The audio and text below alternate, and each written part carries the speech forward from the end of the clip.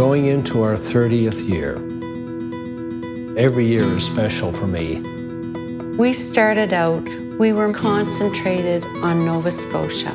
30 years later, we broadened our scope to the world. 30 years is a long time to have an impact on people's lives. I am Marcy McQuarrie. I'm publisher of Celtic Life International. My name is Stephen Patrick Clare. I'm the managing editor of Celtic Life International magazine. My name is Cabrini McQuarrie. I am a contributor to the magazine. I publish Cabrini's Celtic Kitchen every 2 months and focus on Celtic recipes with a twist. Storytelling and Celtic culture are synonymous with one another. I think that is a very Celtic thing about Marcy. You know, he just is a fantastic storyteller. He is fascinated with human beings, with people, especially people of Celtic heritage. And Marcy's really good at connecting with other people. Cabrini is my bride. She's my beautiful wife. She gives that beautiful blend of Irish, Scottish character. I think without Cabrini, Celtic Life wouldn't be the magazine that it is. She is the rock. She is a visionary herself.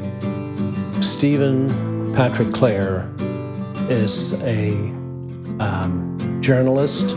And Marcy came to me and he said, I like what you're doing with, the digital stuff, and I like what you're doing with the print stuff. Would you be interested in getting more involved with the magazine? And I said, here's what I really like about Celtic Life, and here's where I think we can evolve as a publication. And he has really changed the direction of our magazine.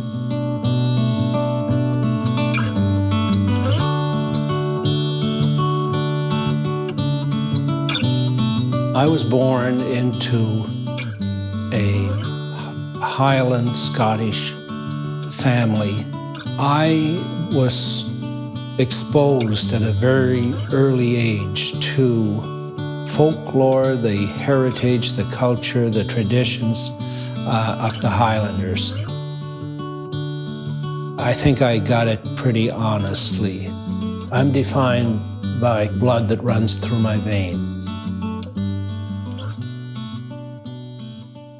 The 7 Celtic nations are Scotland, Ireland, Wales, the Isle of Man, Cornwall on the edge of England, Brittany on the west coast of France, and Galicia on the northwest coast of Spain. Today, because the Celts are scattered all over the world, it's hard to define a geographical location. You find the Celtic culture in so many parts of the world where you don't expect it. In Cuba, for example, in northern Manitoba, or in Fiji or New Guinea, or we've got a whole bunch of new people checking us out from Australia or the west coast of the U.S.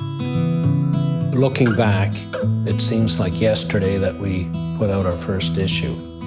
Time flies, and Marcy will tell you that we've always got work to do on the magazine. The amount of personal effort that man and his family have put into the publication for 3 decades is a significant accomplishment.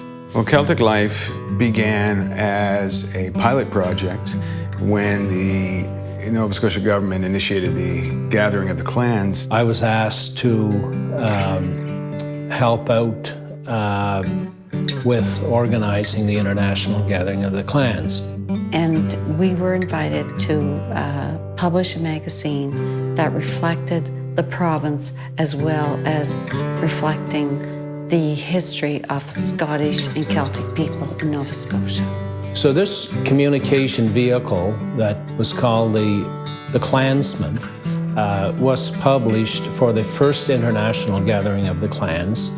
I don't remember who the first subscriber was, but I remember it was $20 cash that somebody gave me in a restaurant. And he realized, I guess, at that point that there was a demand for this kind of publication, and particularly among the Scots here in Nova Scotia. And so the magazine evolved as a quarterly and stayed as a quarterly for a significant time. We were looking more at expanding beyond the clan society. So at that point, we changed to Celtic heritage, which reflected the direction we were moving. That was essentially the beginning of what we have today. Then in the mid-90s, a wonderful lady named Alexa Thompson came in as editor and rebranded the magazine as Celtic Life. Until again we reached another plateau and we felt that another change was needed. We rebranded as Celtic Life International in 2012, most specifically to reflect the global community. We reached 71 countries. Between the magazine, the website, the social media, somewhere between 2 and 2.5 million unique people, which is incredible. We are the biggest Celtic magazine in the world.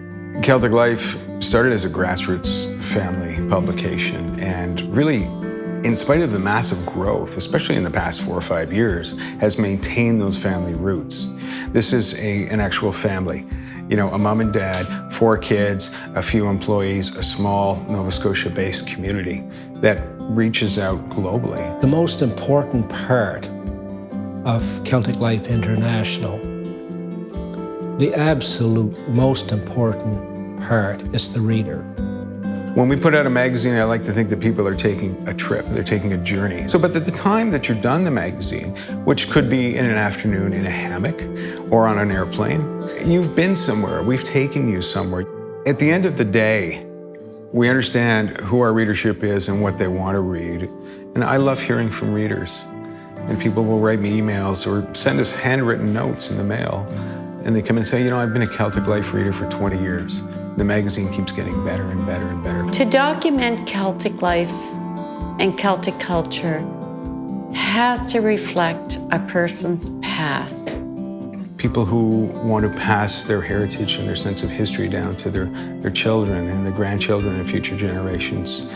And it's more than just lifestyles, you know, it's a way of life. So much of our culture that was hidden, swept under the rug, that stories had to be told. I guess that's where I got the desire, and the only way I knew how was in a publication. And to speak to the significance and the importance of a cultural publication is that it keeps that identity alive. It promotes and preserves cultural identity, cultural links to the past, cultural vision for the future. Celtic Life is a continuation of the storytelling tradition. I think that it is something that if we don't recognize it, it could possibly be lost.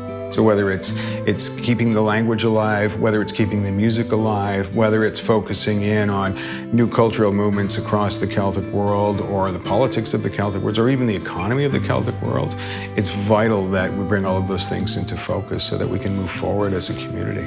So many expats have a very keen interest in their heritage. They want to be a part of the community, they want to contribute, they want to help redefine what it means to be Celtic today. And they're reaching out, they're looking for a tie to their old homeland. And a big part of what we do is we try and remind everybody by connecting these Celtic dots that, oh, you know, you're down in Dunedin, Florida, but you're also of the same clan and stock as our friends up here in Nova Scotia. So when people are looking to trace their heritage, we can help them with that. With the dawn of social media, digital publishing, the world was opened to enormous possibilities. The growth, the change, the evolution of the magazine from where it was 5 years ago when I got on board to where it is today it's staggering. I think every issue gets closer to Marcy's original vision for the magazine. I asked him, what happens when we get it? When we get that issue that's just perfect and you're satisfied? And he just scratched his head and said, I don't know, I guess we'll just find a way to make it even better.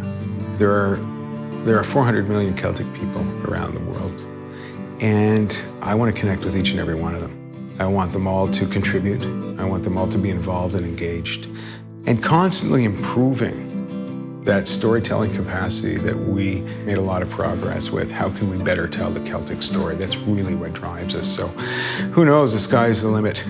That excitement will always be there. Today I look forward with great anticipation to the next few years. The future of Celtic life is exciting.